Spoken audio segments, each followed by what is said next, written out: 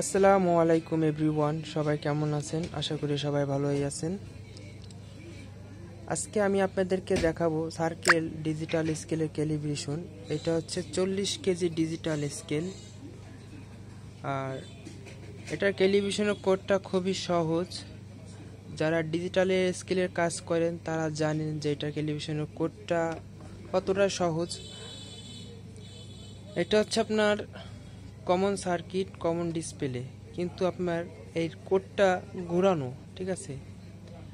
আর এটা কোম্পানি ঘুরাই দিছে নাকি কোনো মেকানিক ঘুরাই দিছে এটা আসলে আমি সঠিক জানি না, আর আন্দাজে বললেও কোনো ফায়দা নেই, তাহলে মানুষকে গিবাদ করা হবে। আর এটা মূল সমস্যা আমার কাছে নিয়ে আসছে ব্যাটারির। এটার মধ্যে এই ব্যাটারিটা ছিল, ঠিক আছে, এই যে মোবাইলের ব্যাটারি, কিন্তু আসলে তো এর মধ্যেই তো মোবাইলের ব্যাটারি থাকে না। এটার মধ্যে থাকে হচ্ছে আপনার এরকম 4 ভোল্টের ব্যাটারিগুলো, ঠিক আছে। আর এটা আমি মাত্র ব্যাটারিটা লাগাইছি নতুন একটা।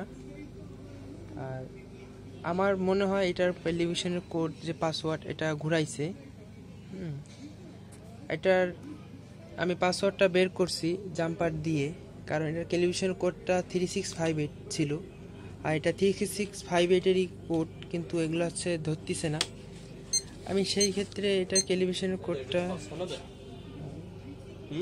না আচ্ছা, পরে এটা আমি জাম্পার দিয়ে এটার টেলিভিশনের কোডটা আমি বের করলাম।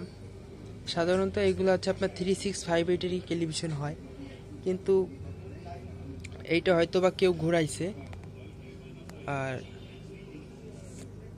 এটা টেলিভিশন কোডটা হচ্ছে আপনার 8620 টেরে, হ্যাঁ, তারপর হচ্ছে আপনার 1 টেরে।